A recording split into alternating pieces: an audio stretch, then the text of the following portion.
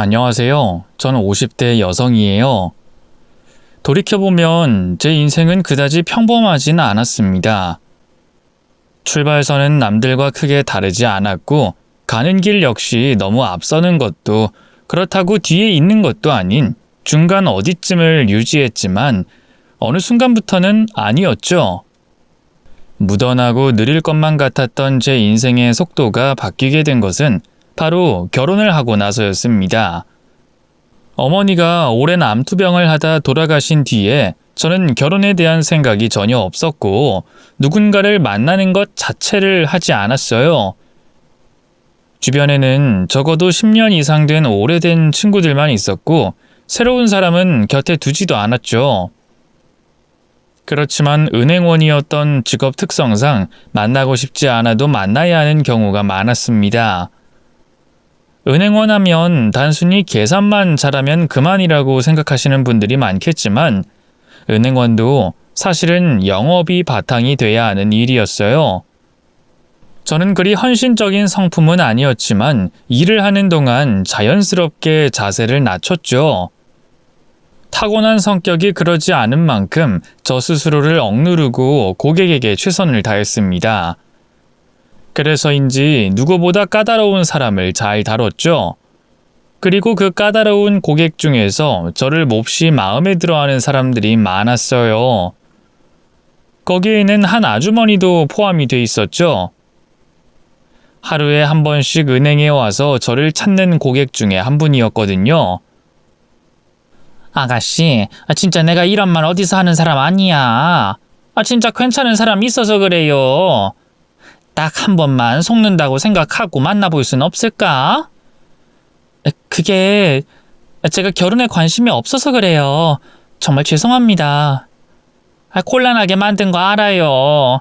나도 어디서 이런 말 함부로 하지도 않고. 진짜 미안합니다. 그저 아가씨는 일을 하는 건데 계속 귀찮게 굴어서요. 하지만 정말 늙은이 소원이라 그래요. 저는 정말 생각이 없어서요. 너무 곤란해요, 고객님. 둘이 잘 되지 않아도 난 정말 괜찮아요. 그거랑 관계가 없어요. 그러니까 괜히 2중, 3중으로 걱정은 안 해도 된다니까요. 저는 그냥 만나기만 해봤으면 해서 그래요. 사람이 그래요. 인연이란 게 정말 있다니까. 너무 잘 어울릴 것 같아서 그래요. 네? 몇 번이나 정중하게 거절을 해왔습니다. 하지만 비가 와도 눈이 와도 찾아오는 통에 결국엔 그 자리에 나가게 됐죠.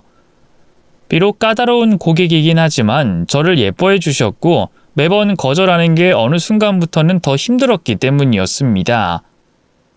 그런데 의외로 상대 남자가 꽤 괜찮았어요. 뭐랄까, 처음 인사를 하고 씩 웃는데 너무 착해 보인다고 해야 할까? 눈은 선했고 이야기는 경청했고 매너도 넘쳤습니다. 그래서 그 뒤로도 3번을 더 만나게 됐고 우린 연인으로 발전하게 됐어요. 속으로 저는 진짜 인연인가? 하는 생각이 들었고 저와 남자친구를 이어준 그분에게 고마울 지경이었죠. 그리고 만남이 1년, 2년 가까이 이어지면서 뒤늦게 알게 됐습니다. 저와 남자친구를 이어준 사람이 바로 그 남자의 어머니였다는 사실이었죠. 솔직히 처음에 알게 됐을 때는 남자친구에게 따지기도 했습니다. 아무리 그래도 그건 일찍 말했어야지. 계속 은행 오실 때마다 그냥 고객처럼 대했는데. 뭐 어때? 그리고 엄마가 말하지 못하게 했어. 자기 불편해할 거라고. 당연히 불편하지. 설마 했는데 그래도 아니라고 하니까 진짜 아닌 줄 알았다고. 결혼 이야기가 나오니까 이야기한 거야. 우리가 연애하는데 엄마 이야기까지 하는 게 더 오버 아니야? 엄마가 누구든 뭐든 그거랑 관계없이 자기랑 나 둘의 문제잖아. 그야 그렇지만. 그리고 말이 나와서 하는 말인데 오히려 좋지. 엄마가 자기를 꼭 집어서 좋다고 하셨잖아. 며느리를 마음에 들어하는 시어머니, 그게 더 좋은 거 아니야? 반대하거나 마음에 안 들어하는 것보다는 100배는 나은 것 같은데? 그런가? 당연하지. 나는 우리 엄마 말이라면 무조건 들어. 엄마가 나를 얼마나 힘들게 키우셨는데. 그리고 무엇보다 우리 엄마 아무나 좋아하는 사람 아니야.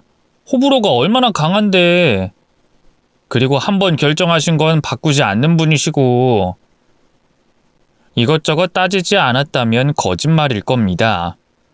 남편의 성격, 직업, 그리고 시어머니가 될 분의 말투나 행동까지 하나하나 계산해 넣었어요. 애초에 제게 결혼은 그렇게 중요한 부분이 아니었고 하지 않아도 상관없다는 생각은 그때도 그대로였기 때문이죠. 하지만 그때는 해야 한다라는 쪽으로 기울게 됐습니다. 효심이 깊은 게 마음에 걸리지만 그만큼 가정적인 성격, 까다로운 부분이 걸리긴 해도 저를 무척 좋아하는 시어머니의 조합은 확률적으로 봐도 불행보다는 행복에 가까운 결혼이 될 것 같았거든요. 그리고 그건 실제로도 그랬습니다. 시어머니는 결혼 이후에는 늘 저를 먼저 배려하셨어요. 아니, 너 여기는 왜 왔어? 오늘 빨간 날 아니냐? 엄마랑 외식이라도 할까 해서 이사람이랑 같이 왔지. 뭐? 아니, 모처럼 쉬는 날에 2시간 걸려서 여기로 왔다는 거야? 왜 엄마? 나 매번 그랬잖아. 결혼 전부터 쭉. 결혼했으니까 이제 같이 오는 거고. 여기 오는 길 꽤 멀다. 그러게 왜 이사를 했어 이렇게 멀리. 시어머니는 남편의 해맑은 표정에 인상까지 쓰면서 등짝을 두들겼습니다. 내가 왜 멀리 이사를 왔냐고? 네가 이럴까봐 그랬다 이놈아. 넌 결혼을 했으면 아내한테 잘해. 그리고 효도를 하려거든 너 혼자 하면 되는 거지. 왜 쉬는 날까지 아내까지 들들 볶아? 못난 놈. 내가 널 그렇게 가르쳤어? 이놈은 몇 대 더 맞아야 돼 이놈 새끼. 엄마 아파. 평생을 한 번을 안 때리셨으면서 갑자기 왜 그래? 적응 못하겠어. 아니, 그리고 엄마가 하도 우리 며느리, 울 며느라기 이러니까 데리고 왔지. 엄마도 좋아할 줄 알고. 나가서 맛있는 것도 먹고 그러면 되잖아. 싫어? 싫은 거야? 물론 좋지. 좋지만 그래도 모처럼 쉬는 날이잖니. 은행 일이 얼마나 힘든 줄 알아? 애 좀 편안하게 쉬게 하지. 결혼하고 신혼여행 다녀와서 인사한 게 저번 주야. 그런 애를 여기로 끌고 와? 네가 생각이 있는 놈이야? 남편과 시어머니가 그러는 걸 보면서 저는 돌아가신 어머니 생각이 날 때가 많았습니다. 투덜투덜하면서도 서로가 좋아하고 투닥거리면서도 재미있는 그런 모자였거든요. 그래서 저는 그걸 보면서 어머니가 살아계셨다면 저도 그렇게 지냈을까 하는 상상을 하곤 했어요. 이상하게도 보고 있는 것만으로도 좋아서 저는 일부러 더 자주 내려갔죠. 주변 친구들은 효자가 아니었던 남편도 결혼하면 효자가 돼서 자주 다툰다고 했지만 저희의 경우는 원래 효자였는데 오히려 결혼하고 나서는 효자 노릇을 시어머니가 못하게 하셨습니다. 어쩌면 그런 이유가 제가 시어머니를 좋아하게 된 계기가 된 것 같아요. 오로지 저와 남편을 동떨어진 한 가정으로 대해주셨기 때문입니다. 뿐만 아니라 제사도 없애버렸죠. 아빠 제사를 왜? 갑자기? 피곤하고 번잡스럽다. 너 나이 30 넘어서까지 30년 넘게 했으면 도리는 다 했지. 아무리 그래도 할머니 할아버지도 아니고 아빠 제사를 왜 없애? 너희 아빠 평생을 바람 피우고 개집질만 하면서 내 속만 썩였어. 그나마 너 친아빠라서 이 정도로 해준 거야. 너 없었으면 제사? 내가 제삿날을 만들어줬을 거다. 그래도 이제까지 늘 했잖아. 갑자기 나 결혼하고 없애는 건 뭐야? 말했잖아. 피곤하고 번잡스럽다고. 집안에 새 식구 들어와서 얼굴도 한번 못 본 시애비 제사상 차리라는 말도 하기 싫고 시키고 싶지도 않다. 시어머니의 말에 남편은 계속해서 따졌고 저도 거들었습니다. 전 정말 괜찮아요. 1년에 한 번인데. 그리고 그 핑계로라도 어머님 뵈러 오는 것도 좋고요. 진짜거든요. 내가 싫다니까? 진작에 그만둬야지 하는 생각하고 있었어. 너 때문 아니야. 군말할 것 없다. 그리고 내가 죽어도 재산은 지내지 마라. 난 딱 7세기야. 엄마! 뭐? 죽은 사람 소원도 들어준다는데 나 아직 살아있다? 그러니까 생전 유언이라고 생각하고 잘 들어. 제사밥도 난 별로고 나물도 딱 7세기고 난 그런 거 먹으러 오기 싫다. 죽어서도 귀찮을 것 같아. 그니까 살아있을 때나 잘하고 맛있는 거 먹고 그래. 알았어? 세상에 이런 시어머니는 없을 겁니다. 그리고 그런 시어머니 밑에서 자란 남편 역시도 아주 좋은 사람이었고요. 제가 말하지 않아도 집안일을 거들었고 쓰레기를 버리거나 세탁기를 돌리는 것도 자연스러웠습니다. 남편 말로는 늘 일을 나가야 하는 어머니 대신에 자신이 집안일을 도맡아서 당연한 거였다고 하더군요. 그래서 저는 평생 해도 그만, 안 해도 그만이라고 생각한 결혼을 한 걸 축복이라고 생각하게 됐습니다. 그리고 자연스럽게 우리 부부에게는 축복이라는 태명을 가진 아이가 생겼죠. 상상도 해보지 못한 임신이었지만 이런 행복한 가정에서 아이를 가지는 건 너무나 자연스러운 일이었어요. 남편은 퇴근 후에 태교를 위해 동화책을 읽어주고 시어머니는 저를 위해서 먹을 것들을 잔뜩 만들어주셨죠. 아이도 어찌나 얌전한지 그 흔한 입덧 한 번 없더군요. 그건 시어머니도 신기해하셨습니다. 내가 쟤 낳을 땐 얼마나 힘들었는지. 임신 초기부터 4달을 넘게 거의 먹지도 못했어. 정말요? 진짜 힘드셨겠네요? 그렇지. 허리는 끊어질 것 같은데 배는 점점 불러오지. 아무래도 내가 이렇게 말랐는데 그땐 살이 더 빠졌었어. 그때 시어머니가 애 제대로 못 낳을 거라고 저주를 어찌나 하든지. 그래도 지금 그이 보면 키울 때는 편안하셨죠? 지금이야 사람 된 거고 어릴 땐 속 많이 썩였었지. 군대 다녀오고 취업해서 돈 벌기 시작하니까 그때 정신 차리더구나. 그 사람이 속을 썩여요? 전혀 안 그럴 것 같은데. 20대 초반인가? 결혼하겠다고 여자 데려온 적도 있었어. 여자요? 내가 주책이네. 이런 말은 안 하는 게 좋은데. 뭐 어때요? 어릴 땐데. 저도 남자친구 있었어요, 어머님. 아이고, 난 됐다. 난 안 들을란다. 너도 행여 그런 말 하지도 마. 이미 다 알아요. 남편도 말해줬고요. 어머님이 굉장히 싫어하셨다고. 그래? 당연히 싫지. 군대도 안 다녀와서 일도 한 번 안 해본 애가 무슨 여자랑 결혼을 한다고? 제가 의외로 성격이 급해. 그래도 우리 축복이는 널 닮아서 느긋하고 무던한 성격일 것 같아서 내가 안심이다. 지금도 봐라. 이렇게 얌전하고 착하니. 진짜 그랬으면 좋겠네요. 근데 전 축복이가 어머님이랑 닮았으면 좋겠어요. 얘가 못하는 말이 없네. 안 돼. 팔자 사납고 꼬인다. 그저 너랑 똑 닮았으면 좋겠구나. 아이보다는 제 건강을 우선해 두고 남편보다는 제 기분을 더 신경 써주는 그런 시어머니 본 적 있으신가요? 저 역시도 한 번도 들어보지 못했습니다. 그래서 그런 시어머니가 너무 좋았어요. 임신 기간 중에는 감정이 오락가락 했었는데도 시어머니에게는 늘 눈물이 왈칵 날 정도로 감사한 일들 뿐이었습니다. 그렇게 저는 온전한 사랑을 받으며 아이를 무사히 출산했죠. 출산했을 때도 시어머니는 아이보다는 저를 먼저 보러 오셨고요. 그런 모습에 곁에 있던 저희 아버지도 감동을 받았을 정도였답니다. 돌아가신 네 엄마가 이 모습 보면 얼마나 좋았겠니? 그러지 못해서 안사돈과 너를 인연으로 묶어두신 게 아닌가 싶다.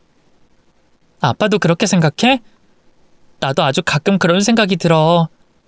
엄마가 보내주신 게 아닌가 하는. 그 정도로 정말 나한테 잘해주셔.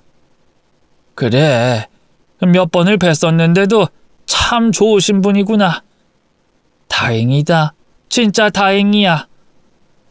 절대로 무너지지 않을 견고한 행복이 저를 감싸고 있다고 생각했습니다. 늘 엑스트라와 같은 삶을 살고 있다 이렇게 느꼈지만 결혼 후 제가 주인공이 된 것 같은 기분을 느꼈을 정도죠. 밝은 조명이 저를 온전히 비추고 있는 느낌이랄까?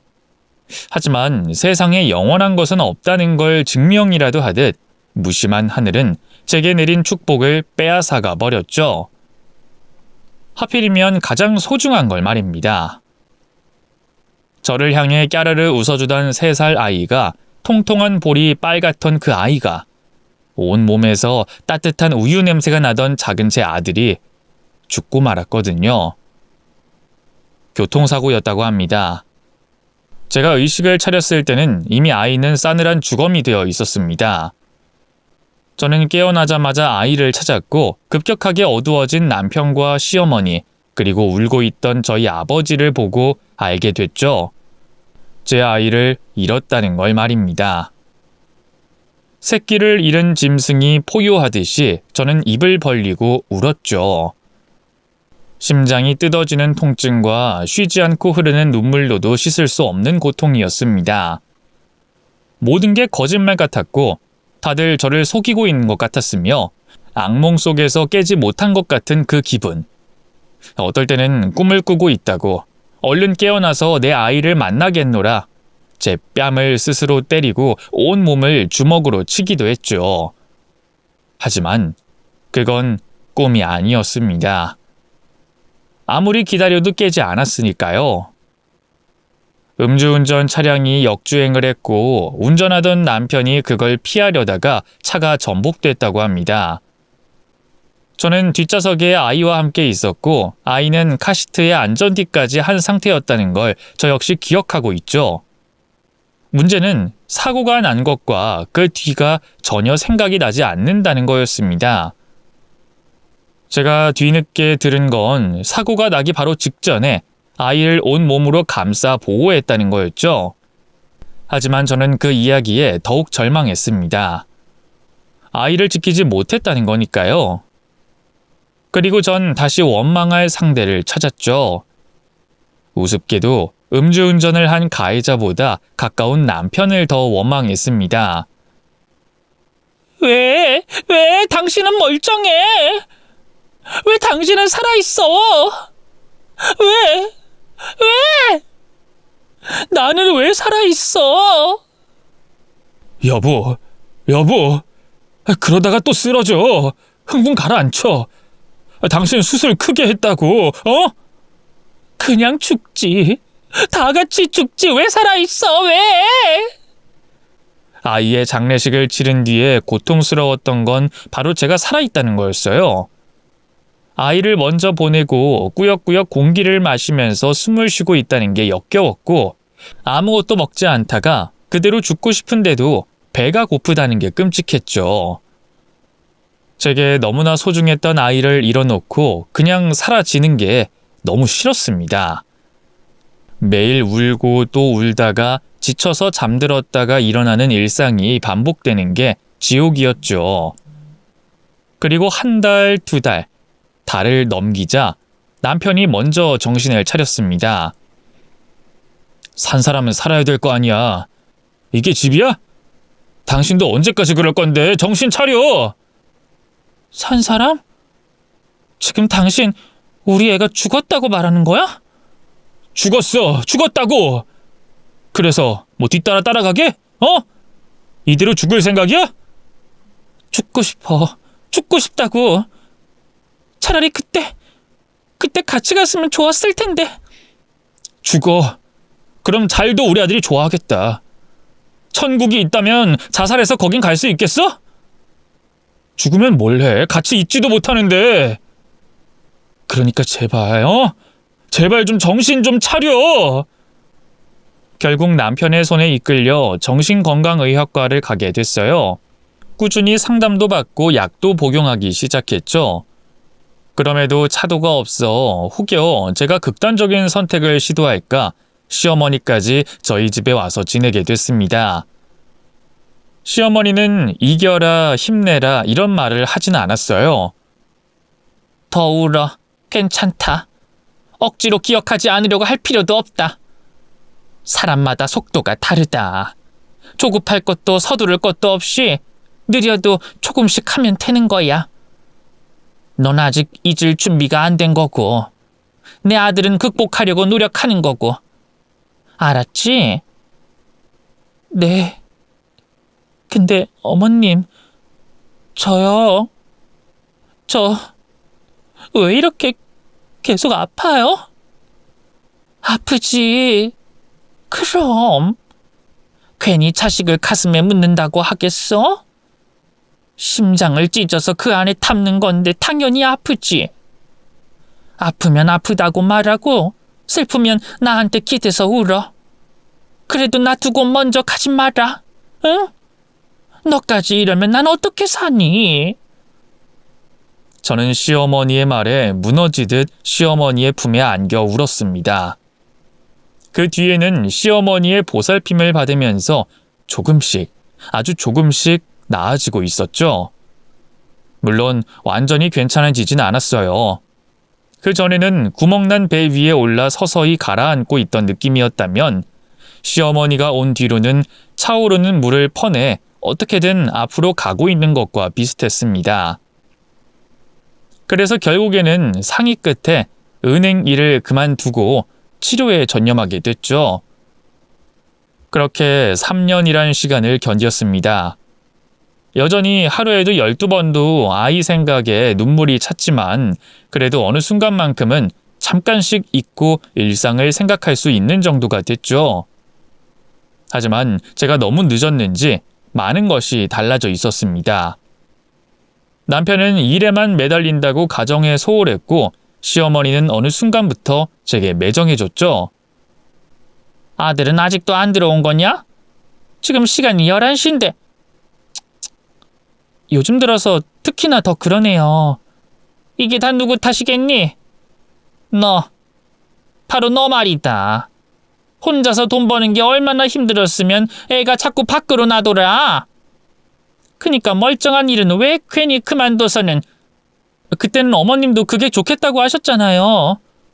그니까 이제 좀 괜찮아졌으면 다시 들어가든가 해야 될 거 아니야.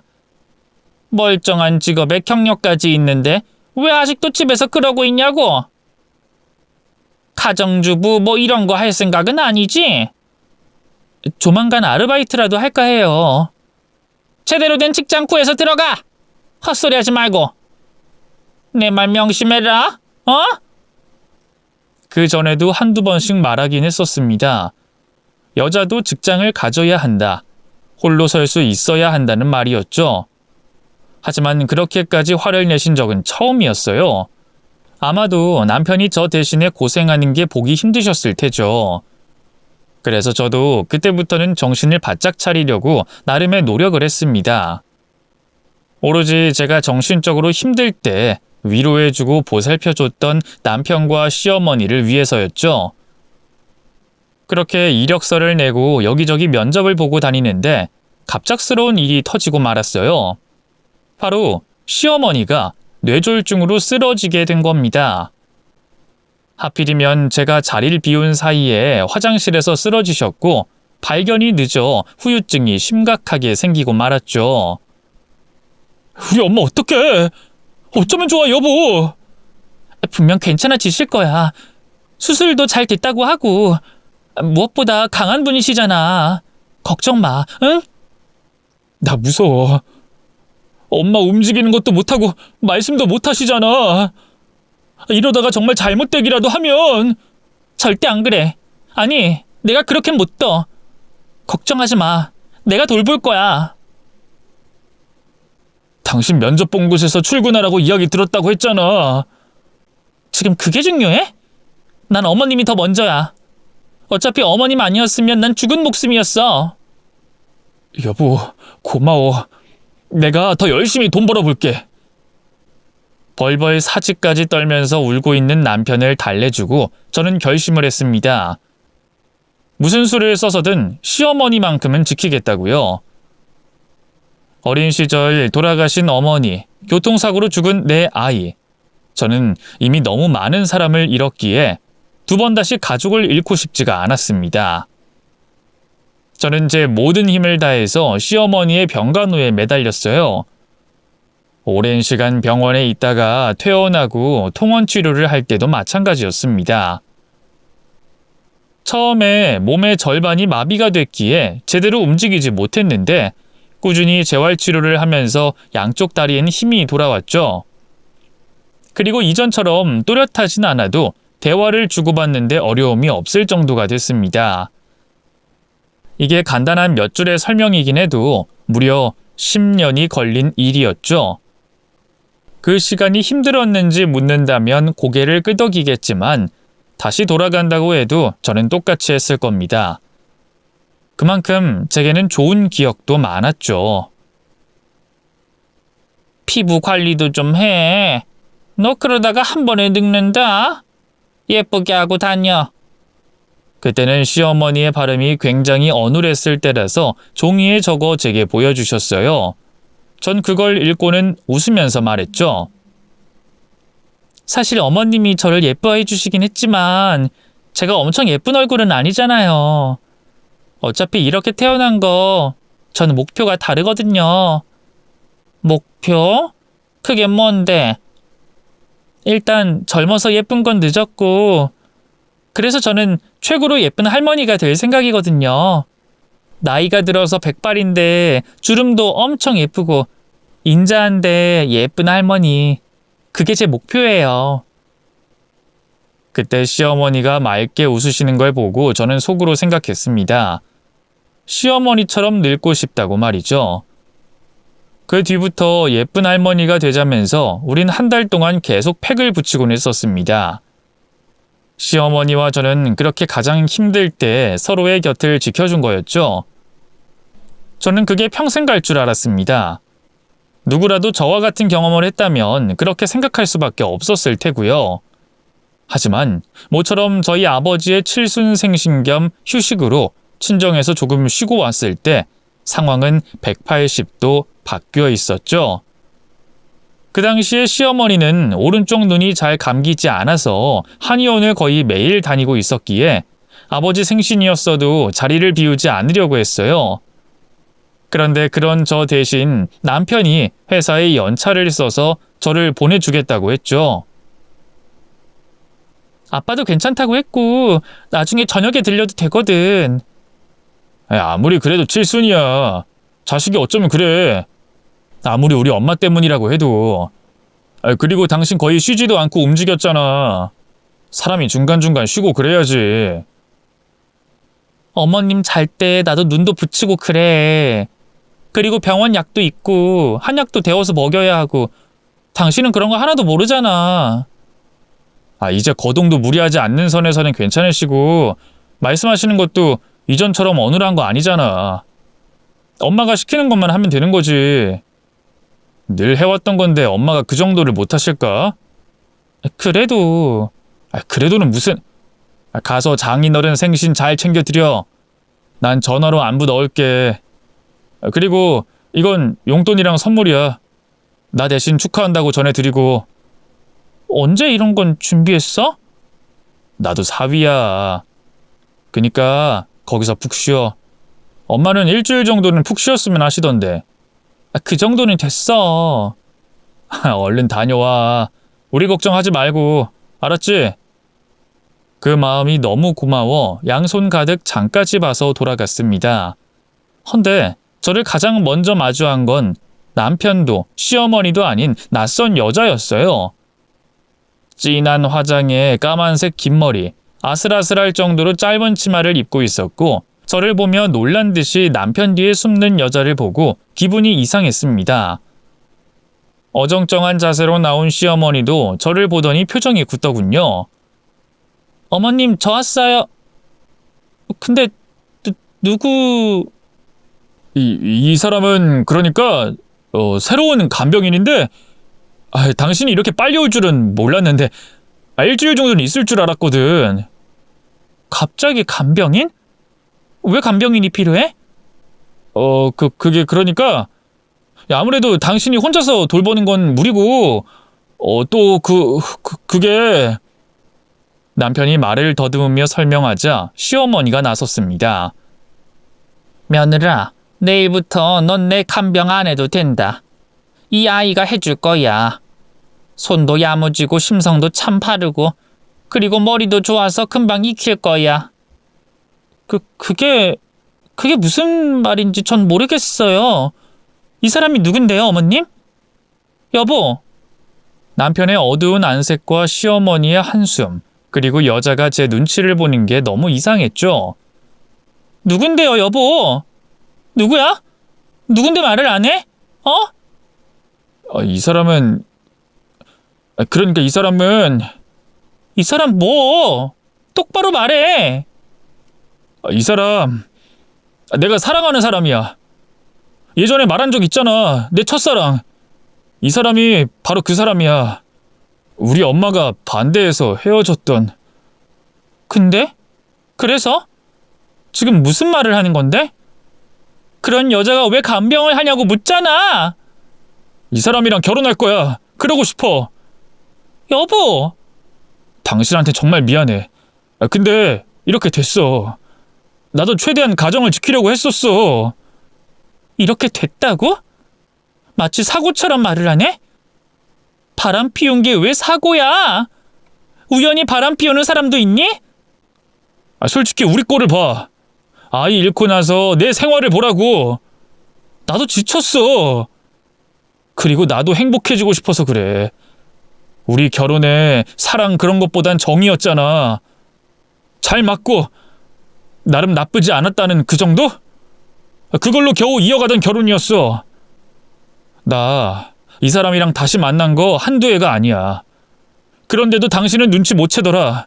그게 우리 사이야. 진즉에 헤어졌어야 했다고. 그래서 내가 병간호하는 10년 동안 아무 말도 없었어? 진짜 당신 잔인하다. 뭐라고 욕해도 내가 들어야겠지. 그걸로 당신 기분이 풀린다면. 언제? 언제부터야? 어머님은 나한테 맡기고 뒤에서는 그 여자랑 살림이라도 차렸어? 그런 거야? 대체 언제야? 다시 만나게 된 건 당신이 한참 정신과 다닐 때였어. 그때 매번 늦게 오고 출장이다 야근이다 그럴 때? 내가 죽으려고 약까지 털어먹었을 때? 진짜 당신 미쳤구나. 그래, 미쳤었어.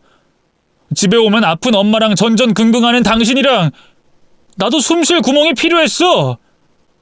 내 얼굴만 보면 죽은 아이 떠올리고 나 원망하잖아. 아니야? 그래, 원망해. 원망하면 좀 어때? 당신이 핸들을 어떻게 꺾었는지 아는데 그러면 원망이 안 될까? 그게 뭐 본능인데. 나쁜 놈, 미친 놈. 날 욕하고 싶으면 얼마든지 해. 난 이제 사람답게 살고 싶어. 그것뿐이야. 근데 나도 억울해. 나도 나름 노력했다고. 다시 만나긴 했어도 잠깐이었어. 그러다가 몇 년 전에 다시 만나게 된 거야. 그땐 운명이라고 생각했어. 엄마는 아프지, 당신은 얼굴 보기도 힘들지. 나도 외로웠다고. 진짜 그대로 혼자 있었다면 나 미쳐버렸을 거야. 저는 남편 대신 시어머니를 봤습니다. 그런데 시어머니의 눈빛은 너무나 차가웠죠. 재산은 충분히 주마. 원한다면 내가 가진 땅도 주마. 아들이고 나고 둘 다 너한테 고마운 게 있으니 그 정도는 해줄 수 있다. 내 아들이 100번 잘못했고 그 벌은 낳은 애미인 나도 같이 지는 게 옳다고 판단했다. 그러니까 깔끔하게 정리하고 이혼 도장 찍어라. 어머님! 나도 할 만큼 했다. 내 아들이 싫다는데 어쩌니? 그리고 둘 사이에 뱃속에 아이도 있다. 나도 죽기 전에 내 손주 제대로 안아보고 싶고 언제까지 애비 없는 자식으로 키울 순 없잖니? 언젠가는 학교에 들어갈 텐데. 어머니! 다른 사람은, 아니 남편은 몰라도 어머님은 그러시면 안 되잖아요. 나도 어쩔 수 없는 부모니까 넌 이해할 거야. 그치? 이혼 못해요. 절대로 안 해요. 누구 좋으라고 이혼을 해요? 껍데기만 붙들고 살아도 소용없어. 내가 그러고 젊은 시절 다 보냈다. 그래도 절대로 안 돌아와. 넌 얼굴도 본 적 없는 내 남편이 그랬어. 죽어서야 돌아오더라. 그러니까 너도 고집 피우지 말고 그냥 마음 접어. 그리고 아들이랑 너 사이에 청밖에 더 있니? 너무하시네요. 어머님, 진짜 그거 진심이세요? 아휴, 오늘 무리를 해서 그런가 좀 쉬고 싶네. 아가, 들어가자. 나 좀 부축해다오. 저는 바로 그날 이혼을 결심했습니다. 남편이 첫사랑 여자와 오랜 시간 간통을 해왔다는 것 때문이 아니었어요. 제가 믿고 의지했던 시어머니가 그 여자에게 아가라고 불렀기 때문이었습니다. 그 순간은 정말 주마등처럼 제 모든 추억들이 머리를 스치고 지나갈 정도였죠. 처음 시어머니와 만났던 은행, 제게 너무나 다정했던 말투, 아이를 잃었을 때 저를 안아줬던 따뜻한 품까지도 모두 떠올랐습니다. 저는 그 자리에 넋을 놓고 주저앉았어요. 누군가에게 연락을 받았는지 저를 데리러 오신 아버지의 손에 이끌려 나갈 때까지 말입니다. 그리고 몇 달 동안 저는 반쯤은 정신을 놓은 상태로 이혼을 하게 됐죠. 저희가 살던 집, 시어머니가 가지고 계시던 시골 땅, 그리고 위자료까지 모두 제 몫이 됐습니다. 하지만 저는 그것도 현실이 아닌 것 같은 기분이었죠. 무려 18년이나 가족이었던 사람들이 몇 달 만에 남이 됐으니까요. 홀로 자책을 하며 힘겹게 싸우고 있을 때 아버진 제게 말씀하셨습니다. 행여 나쁜 생각은 하지 마라. 자식 먼저 보낸 부모 마음 너도 알잖니? 아빠가 너무 무서워. 널 잃을까봐 내가 너무 무섭다. 안 그래. 아빠 두고 안 가. 그리고 그 인간들 때문에 절대 안 죽어. 그 집 식구들 전부 천벌받는 거 볼 거야. 아이 그래. 그 악으로라도 버텨보거라. 미워하는 힘으로라도 살아. 아휴, 내 딸 가여운 것. 실제로 저는 버텼습니다. 그건 사랑하는 내 아이를 잃었을 때와는 엄연히 달랐으니까요. 제 헌신을 쓰레기통에 처박은 인간들을 위해서 흘릴 눈물은 없었습니다. 저는 이를 악물고 새로 일자리도 구하고 정신과 치료도 받으면서 견뎠어요. 어느 날 밤에는 치욕과 배신감에 몸이 떨리다가도 다음 날이 되면 또 괜찮아지곤 했죠.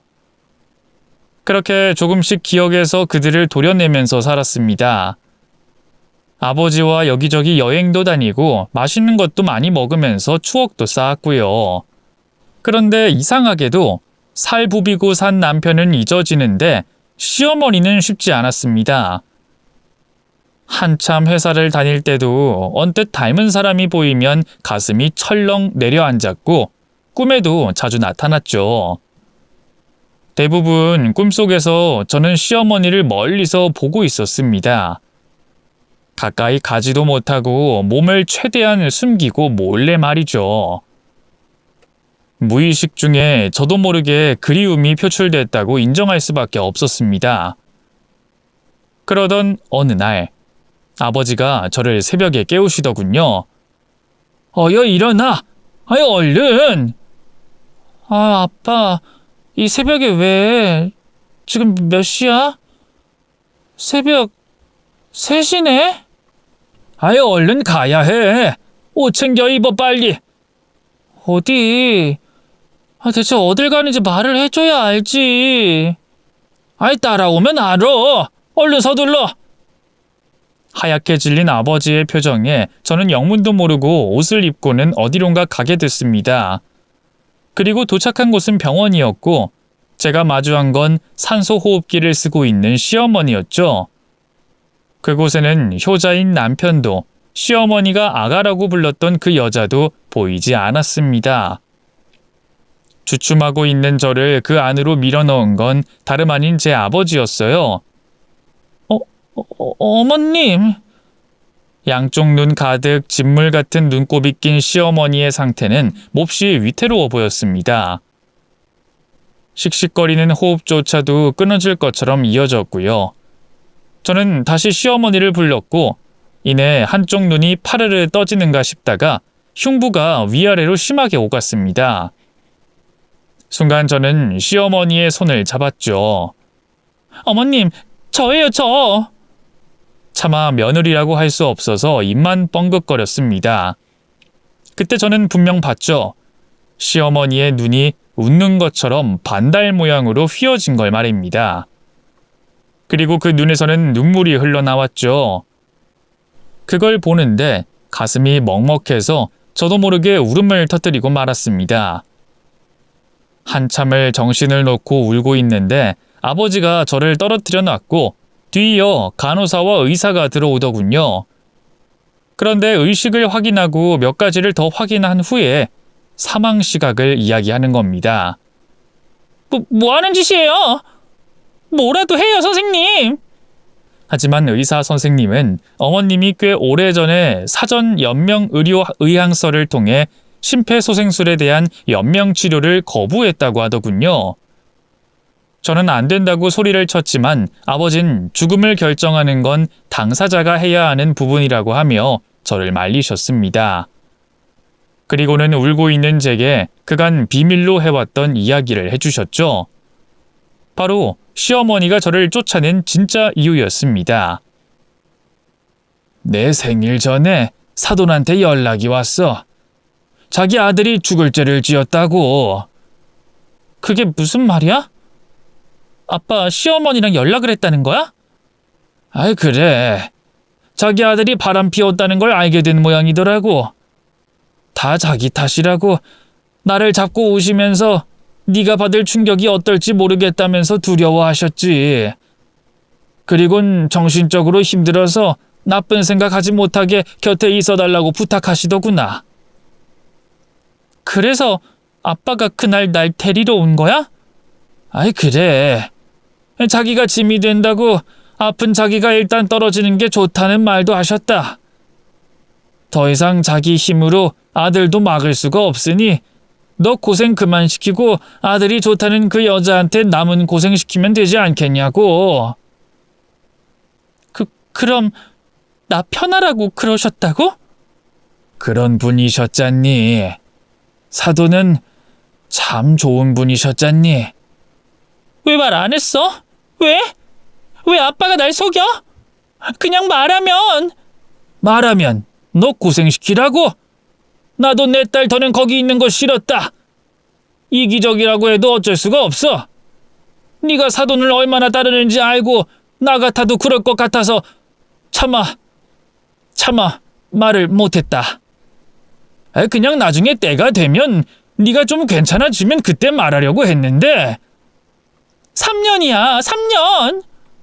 시어머니 분명 3년 전만 해도 건강 되찾고 계셨어. 근데 저렇게 갔다고. 내가 있었다면 저렇게 안 갔어. 울지 마라. 미안하다. 아빠가 미안해. 우리 어머님 불쌍해서 어떡해.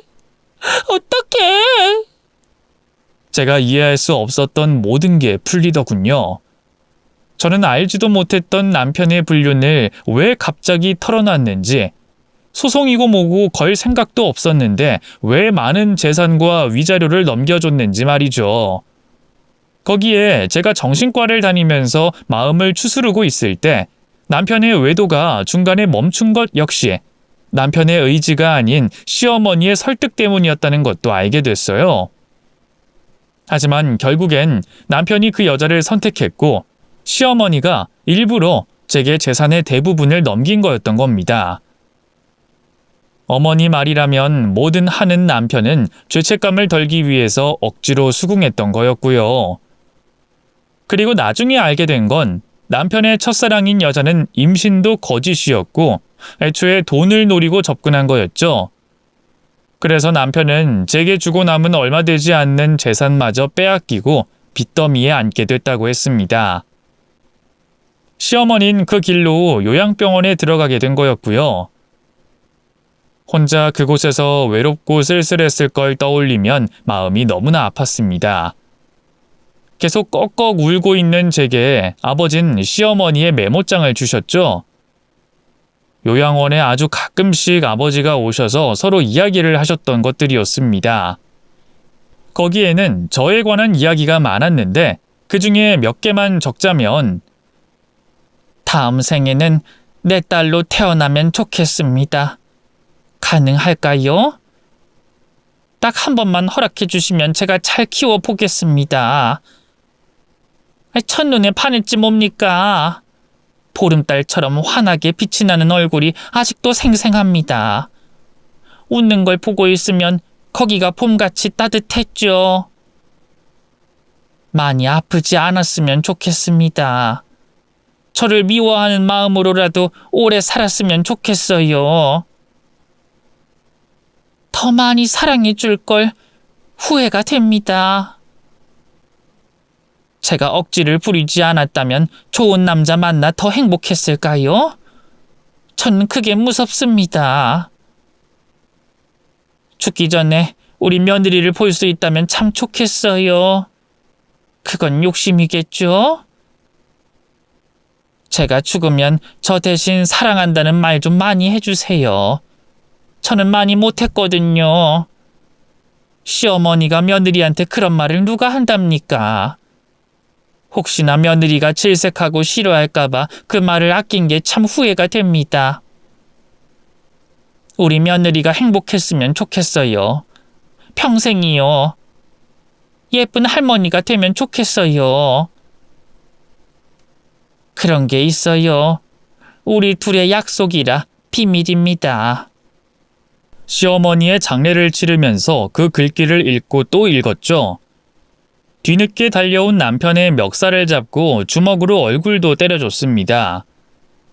술 냄새가 가득해서는 슬리퍼를 끌고 달려온 그 사람이 가여우면서도 너무나 미웠죠. 이전처럼 원망도 하고 싶었습니다. 하지만 저보다 더 슬플 그 사람에게 이번엔 이전처럼 원인을 돌리지도 탓하지도 않았죠. 엄마, 미안해. 내가 미친놈이었어. 내가 엄마 말을 들었어야 했는데. 오열하면서 미안하다, 죄송하다며 바닥에 머리를 박고 있는 남편의 등을 작게 토닥였습니다.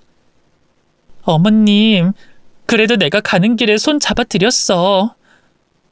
왔으니 됐어. 늦었지만 왔으니 됐어. 나 때문이야. 내가 그 여자만 안 데리고 왔어도. 아이처럼 엉엉 울며 남편은 제게도 미안하다고 했어요. 하지만 저는 그런 남편이 밉진 않았습니다. 비록 만남이나 결혼이 불같은 사랑은 아니었지만 제 결혼은 결코 불행하다 할 수 없었고 저는 세상에서 가장 행복한 며느리였으니까요. 무엇보다 핏줄도 아닌 사람이 어디 가서 그런 대가 없는 사랑을 받아볼 수 있었을까 싶기도 했죠. 엄마가 너무 보고 싶어. 나도 그래. 적어도 그 순간만큼은 남편도 저도 소중한 사람을 잃은 동지였습니다. 그렇다고 달라지는 건 없었어요. 남편은 재결합을 원하긴 했지만 제가 그건 바라지 않았죠. 다만 시어머니가 제게 넘치는 위자료와 재산을 넘겨준 것에는 이유가 있다고 판단했습니다. 그래서 남편이 진 빚을 갚아주고 살아갈 수 있는 어느 정도의 돈도 주는 것으로 마무리했어요. 그리고 시간이 흐른 현재 저는 50대가 됐습니다. 나이가 들었을 때 가장 예쁜 할머니가 되겠다는 꿈도 여전히 꾸고 있고요. 솔직히 잘 모르겠습니다. 제가 시어머니의 나이가 되면 그때는 알 수 있을까 하는 생각도 드네요. 여전히 저는 먼저 떠난 아이도 쓸쓸하게 돌아가신 시어머니도 그리워합니다.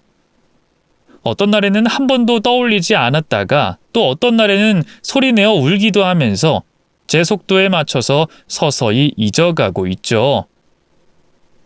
하루하루 치열하게 살다가도 추억을 떠올리면서 피식 웃기도 하는 제 모습이 그렇게 나쁘진 않습니다. 그리고 영영 보지 않을 줄 알았던 헤어진 남편과도 1년에 2번은 서로 얼굴을 마주하고 있어요. 그 이유는 아이와 어머님의 제사 때문이죠. 시어머니가 들으면 질색할 거라는 걸 모르진 않습니다만 평범한 제사를 지내고 있진 않아요. 전 남편과 저 모두 각자의 집에서 시어머니가 살아생전에 좋아하던 음식, 아이가 좋아했던 과자나 요리를 해와서 상에 놓는 게 전부입니다. 제사에 귀찮아서 오지 않을 거라고 하시긴 하셨지만 적어도 그날만큼은 우리 아이도 시어머니도 마음껏 떠올릴 수 있어서 저는 너무 좋네요. 아마 남편도 그럴 겁니다. 세상에 어디에도 없을 제 시어머니. 며느리라서 차마 사랑한다고 말하지 못했다는 내 시어머니. 그곳에서는 편안하신가요? 제 아이를 예전 그때처럼 꼭 안아주고 계실 거라는 거 압니다. 그래서 전보다는 많이 안심이 돼요. 사랑합니다. 어머니. 저 역시도 며느리라 차마 할 수 없었던 그 말을 이렇게 전합니다. 그리고 감사합니다. 친어머니와 추억을 쌓을 틈이 없어 늘 외로웠던 저를 그 누구보다 사랑해 주셔서 감사해요. 남편을 원망하면서 쉽게 제 목숨을 끊으려고 했던 저를 살려주셔서 그 덕에 저희 아버지와의 추억을 더 쌓게 해주셔서 고맙습니다. 어머님, 저 요즘에는 일부러라도 웃으려고 하고 있어요. 입가에도 눈가에도 예쁜 주름이 잡혔으면 해서요. 그래서 세상에서 가장 예쁜 할머니가 됐을 때 그때 우리 함께해요. 꼭 약속 지킬게요. 행복하게 살게요. 마지막으로 당신이 너무너무 많이 보고 싶습니다.